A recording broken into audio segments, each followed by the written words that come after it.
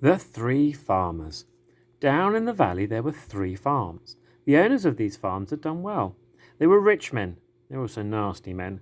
All 3 of them were about as nasty and mean as men you could meet. Their names were Farmer Boggis, Farmer Bunce, and Farmer Bean.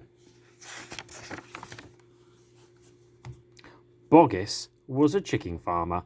He kept thousands of chickens. He was enormously fat. And this was because he ate 3 boiled chickens smothered with dumplings every day for breakfast, lunch, and supper. Bunce was a duck and goose farmer even. He kept thousands of ducks and geese. He was a kind of pot-bellied dwarf. He was so short his chin would have been underwater in the shallow end of any swimming pool in the world. His food was doughnuts and goose livers. He mashed the livers into a disgusting paste, then stuffed the paste into doughnuts. This diet gave him tummy ache and a beastly temper. Bean was a turkey and apple farmer. He kept thousands of turkeys in an orchard full of apple trees. He never ate any food at all. Instead, he drank gallons of strong cider, which he made from the other apples in the orchard. He was about as thin as a pencil and the cleverest of them all. Boggis and Bunce and Bean, one fat, one short, one lean. These horrible crooks, so different in looks, were none the less equally mean.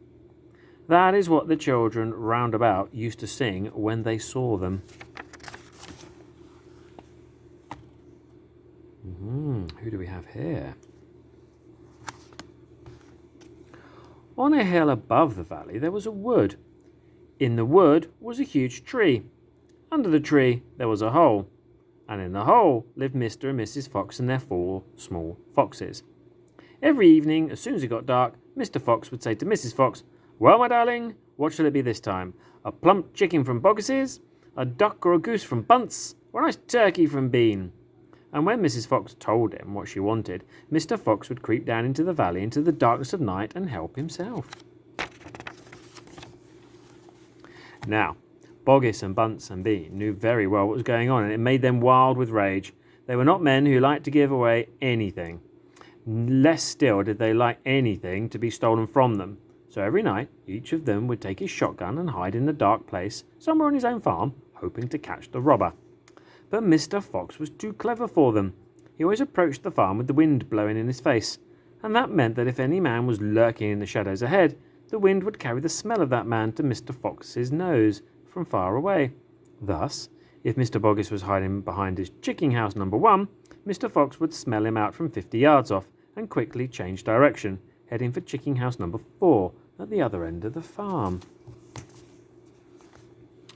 "Oh, dang and blast that lousy beast!" cried Boggis.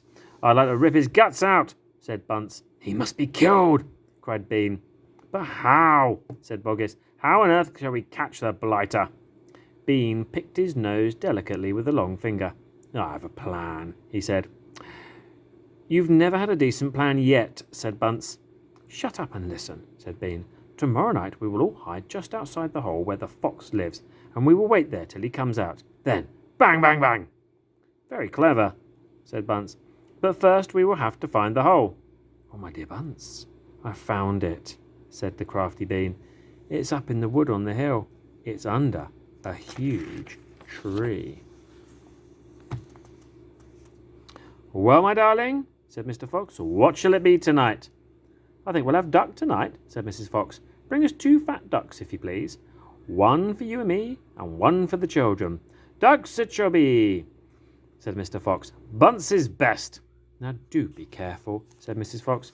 "My darling," said Mr. Fox, "I can smell those goons a mile away. I can even smell one from the other. Boggis gives off a filthy stink of rotten chicken skins, Bunce reeks of goose livers, and as for Bean, the fumes of cider hang around him like poisonous gases."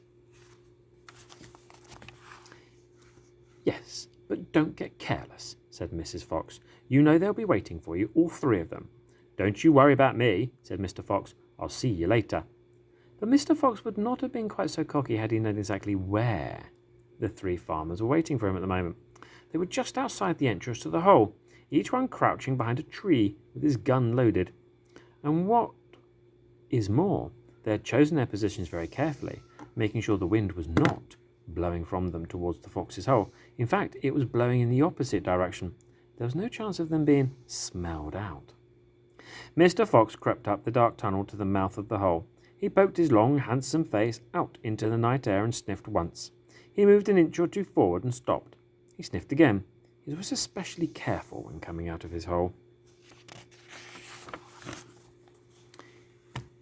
He inched forward a little more.